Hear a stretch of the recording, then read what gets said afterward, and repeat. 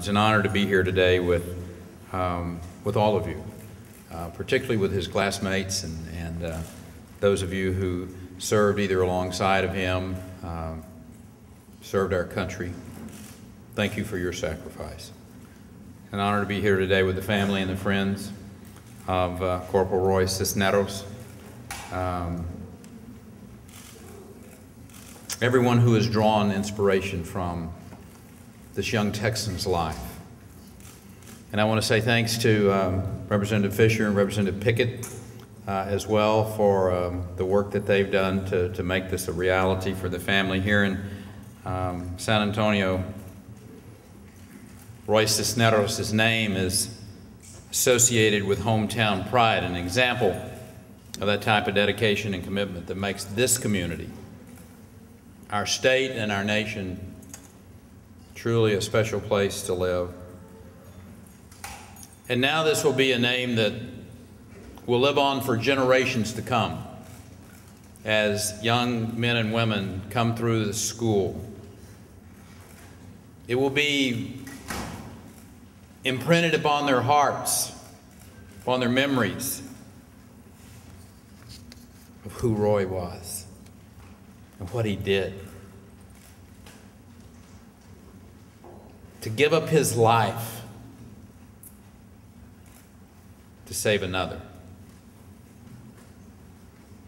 We honor Corporal Cisneros today because he represents the best that America has to offer. An individual who demonstrated the greatest love imaginable for his country and for his fellow Marines. Under the worst imaginable circumstances, up against impossible odds, you saw this young Texan never hesitate in his duty. Many years have passed since that fateful day in September of 1968. But the spirit that defined his life lives on.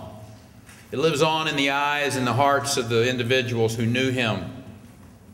It lives on in the fifth graders who will learn about him and carry those memories with them. It can still be found in the hearts of heroic men and women all across the globe, facing danger for their loved ones, standing on the wall for us in places far from home today. Corporal Cisneros and his fellow Vietnam vets, you fought in a very different era when strife at home made the challenges that you faced on the battlefield even harder to overcome when you came home. All too often our Vietnam veterans returned home to disinterest or even scorn from a public in turmoil about the mission in Vietnam.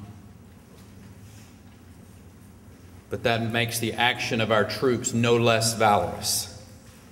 They answered the call of their country and they did their duty. Now, thankfully, we've grown a little wiser as a nation and now better understand the obligation we have to honor those who have fought, who have died for our nation.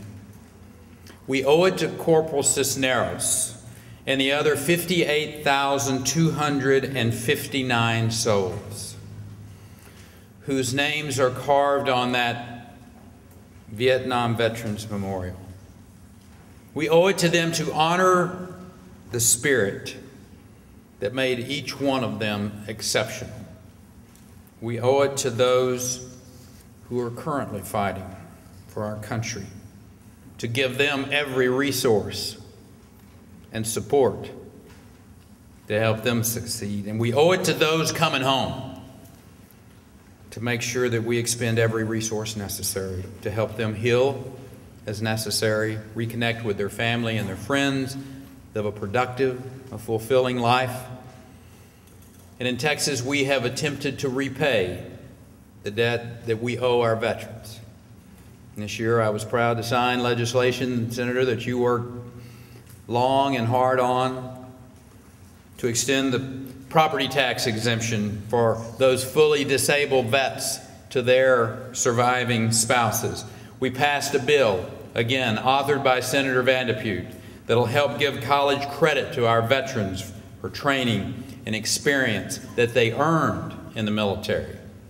And just this week, I was privileged, Trey, to announce a new program that will be run by the Texas Veterans Commission. It's called Housing for Texas Heroes.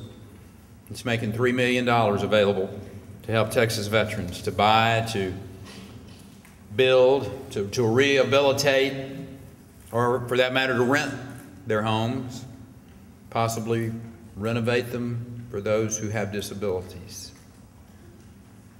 Those are attempts to repay a debt that can never fully be repaid. Because we know, without the sacrifices of our nation's veterans, we wouldn't be free. We understand how blessed we are to have warriors who are ready to step into the line, to draw a distinction between those who would do us harm.